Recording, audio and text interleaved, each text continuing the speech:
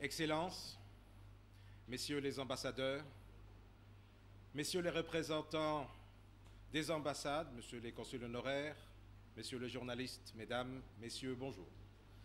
J'ai le plaisir aujourd'hui de vous accueillir au CNJF, au Comité national des Jeux de la francophonie, pour vous présenter ce que nous avons fait à ce jour. Nous allons aujourd'hui passer un certain temps. En tout cas, nous avons 180 planches à passer. J'essaierai de les finir le plus rapidement possible, en tout cas en 1 heure et un petit peu plus, ce qui vous permettra de savoir ce qu'a fait le CNJF depuis le début de ses activités, c'est-à-dire au mois de septembre 2007. Nous avons commencé à travailler depuis 2007 pour préparer ce que nous avons fait jusqu'à aujourd'hui. Et je peux vous dire que moins de 100 jours avant le début des Jeux, nous sommes prêts pour accueillir plus de 3000 personnes, compétiteurs, plus de 1000 journalistes, de nombreuses personnalités, et tout cela dans la bonne humeur, dans la gaieté. Eh bien, je vous remercie d'être là et je vais commencer ma présentation. Après la présentation, vous aurez l'occasion de poser des questions. Je peux vous dire que vous êtes sûrement intéressés de savoir comment les participants de vos pays respectifs feront pour s'inscrire. Eh bien, je serai là pour vous le faire. Notre département de planification de contrôle de qualité s'occupe effectivement d'accréditation. Eh bien, vous présentez le dispositif organisationnel, c'est ce que nous avons fait d'ailleurs très récemment à Paris lors du Conseil d'orientation. Ce dispositif organisationnel tel qu'il a été présenté a beaucoup changé puisqu'il change tous les jours par le travail de chacun des 18 départements du CNJF. Je tiens à saluer le travail de l'ambassade de France, du Centre culturel français, qui, avec la collaboration du département culture du CNJF, ont permis de mettre en place plus de 82 manifestations culturelles durant la période du 20 mars. C'était quelque chose de grandiose. Je profite de l'occasion pour vous parler d'un aspect sur lequel nous travaillons beaucoup, qui est le développement durable.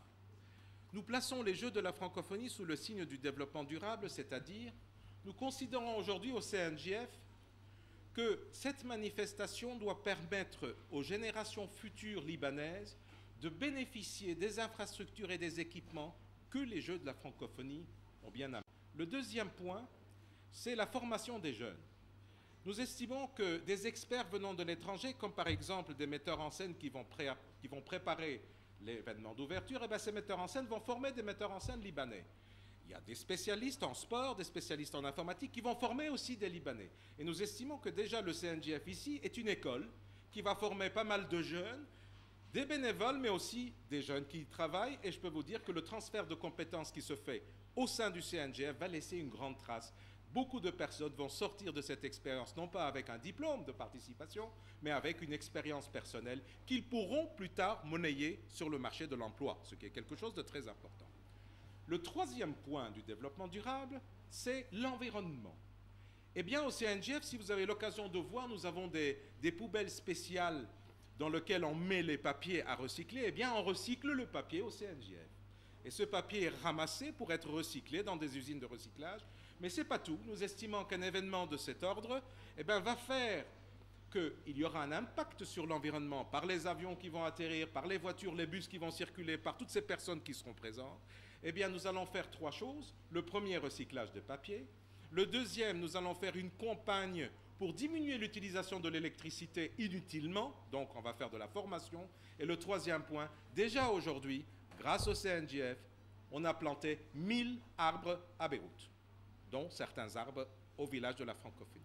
Eh bien, mesdames, messieurs, je peux dire fièrement que le CNJF tient ses engagements jusqu'à aujourd'hui en mettant en place ces éléments de développement durable et dont bénéficient les différents départements et notamment, j'en profitais de cette occasion, le département sport qui va recevoir une grosse somme d'argent pour l'achat de matériel sportif. Mesdames, messieurs, la cérémonie d'ouverture est un grand moment de la francophonie. Le 27 septembre, à l'ouverture des Jeux, à 5h30, quand nous commencerons à recevoir vos délégations, eh bien, le stade sera plein pour accueillir ces délégations où les différents pays seront représentés. Nous avons, pour réaliser ce grand moment, posé des conditions aux sociétés qui voulaient participer à l'appel d'offres. Ces conditions étaient des conditions de qualité, d'originalité et de niveau, parce qu'il est très important d'ouvrir les jeux avec un événement extraordinaire. Spécialement, comme vous le savez, le Liban est un pays qui a des caractéristiques importantes, qui se trouve entre l'Orient et l'Occident, et il faut que ce moment soit un moment gravé dans la mémoire exactement, et je le souhaite encore mieux que ce qui s'est passé à Pékin. Et vous allez voir que le travail qui a été fait par la suite, c'était de sélectionner des sociétés. Nous avons sélectionné 5 sociétés. Ces 5 sociétés sont rentrées en compétition, ce sont des sociétés internationales de renommée. Et à la fin, nous avons sélectionné Marketplace, mais ce qui va se faire à Beyrouth, vous le voyez ici, en première. Je ne vous ai pas présenté les dernières planches que nous avons reçues, parce qu'elles ont été présentées au président de la République, mais je préfère garder cela secret pour que vous soyez surpris.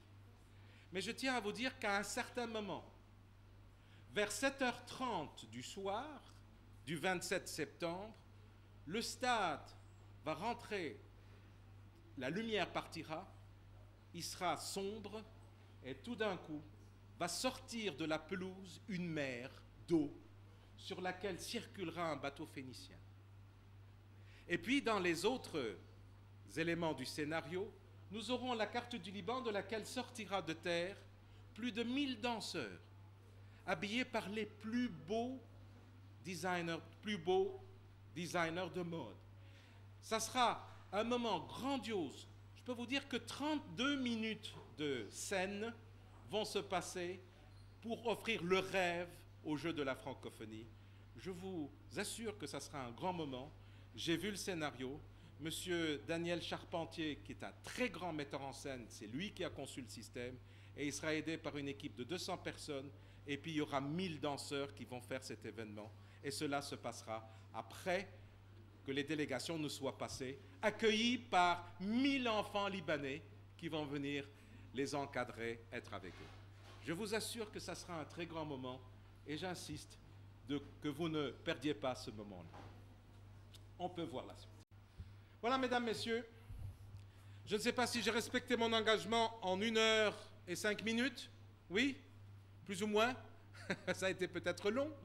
Eh bien, je suis à votre disposition pour les différentes questions concernant les activités. Est-ce que tout est clair? Alors moi, je crois que un élément important de cette présentation, c'est de dire ceci. C'est un événement majeur et la participation des pays respectifs est très importante. Et je dirais ce qui est très important aussi, c'est de tous se retrouver au Liban et de faire la fête. Eh bien, nous sommes tous prêts pour le faire avec vous. Et comptez sur vous pour transmettre ce message. Je vous remercie de votre attention et nous attendons tout à l'heure le concours. Voilà.